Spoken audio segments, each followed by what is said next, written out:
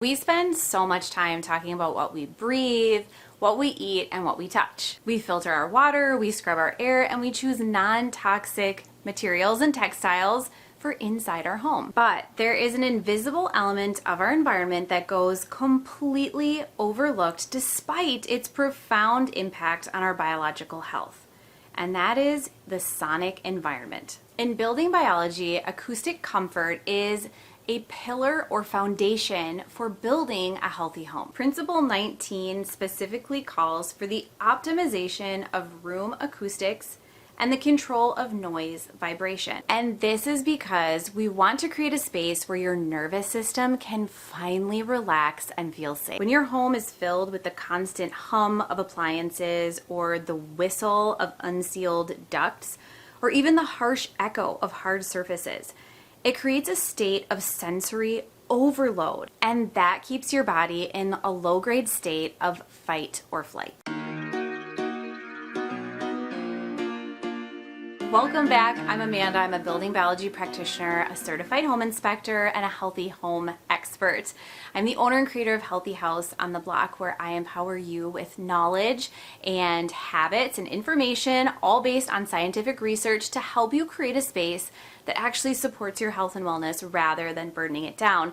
Today we're covering an area I don't often talk about, and that is the sounds within your home and how to make your home a space that actually calms your nervous system by reducing the levels of noise and the constant vibrations inside your space. Most of us think of noise as a nuisance, but in a world of healthy home design, it can actually be a biological stressor. Acoustic wellness is about more than just peace and quiet. It's about physiological recovery. So if your environment is constantly communicating danger to your ears, your body cannot enter the state of deep rest required for true cellular healing. The truth is, your human ear never truly sleeps. It's an evolutionary survival mechanism designed to alert you to predators. So in a modern home, this means your brain is actively processing the hum of your refrigerator even while you sleep. This constant stimulation triggers the release of cortisol. And over time, this chronic exposure is linked to cardiovascular strain and an impaired glucose metabolism. Now, the vagus nerve is the longest cranial nerve in your body. And what it does is it regulates your heart rate, and your digestion. So when you're in a quiet, softened environment, it signals to your body that it is safe to rest and digest. So if you've heard that phrase before, that is how our body heals. Jarring or constant mechanical noise interrupts this signal. So for anyone dealing with autoimmune conditions or nervous system dysregulation, a loud home is actively working against your healing protocols. And to achieve acoustic wellness, you first have to identify the sources of sound stress you've been tuning out all of this time. I like to call this kind of like a listen tour. So if you stand in the center of each room for 2 minutes with your eyes closed, your brain is incredibly good at filtering out constant noise, but your nervous system is still processing those frequencies. So you might be surprised at the hidden stressors you find once you actually stop to listen. Are you a little unsure about where you even should be starting with the Healthy House? Like, what are the first steps? After 10 plus years of hands-on experience, I know what those first steps are, and I know the steps to take that won't have you spending lots of money in the beginning, but will get you excited for all of the changes and all the potential that your house has. The truth is, creating a healthy house doesn't have to be really expensive. It doesn't have to be really complicated.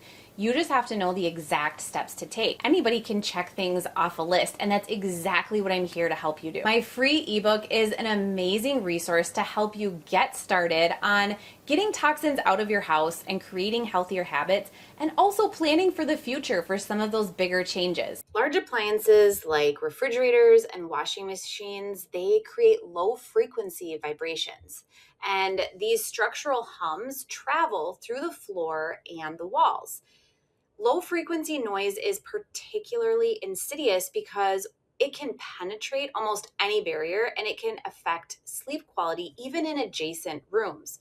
So in building biology, we measure these vibrations because they contribute heavily to the environmental burden of the home. Often, poorly fitted ducts and unsealed vents can create this high-pitched whistle. So a high-frequency sound is especially stressful to the human ear, and it can create a state of hypervigilance. So if you have children who have sensory processing challenges, these whistling sounds can lead to unexplained irritability or meltdowns. And so by sealing these gaps, it's a quick win for both air quality and the acoustic comfort of your home. Now, in modern homes, design favors hardwood floors and open spaces. So while these are beautiful, these surfaces can cause sound to bounce. And what it does is it creates what I like to call acoustic clutter.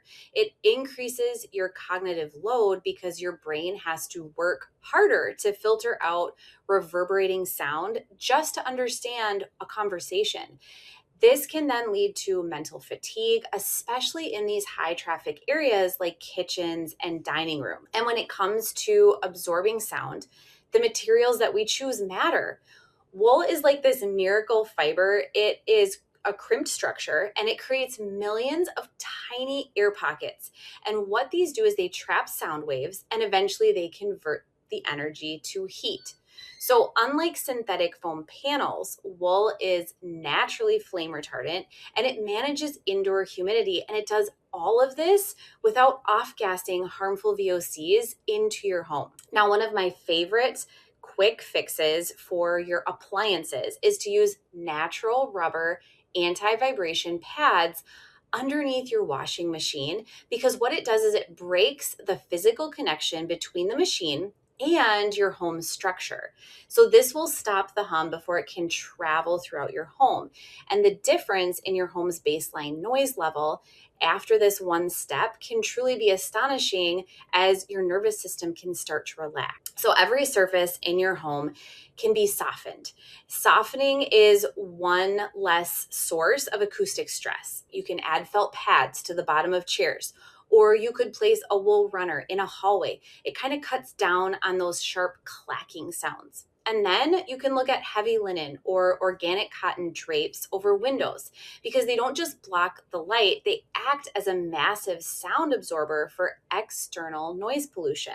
Now, one of the reasons I like to focus on acoustic sound in your home is because research shows that children raised in noisy environments can actually experience delayed language development and higher stress hormone levels.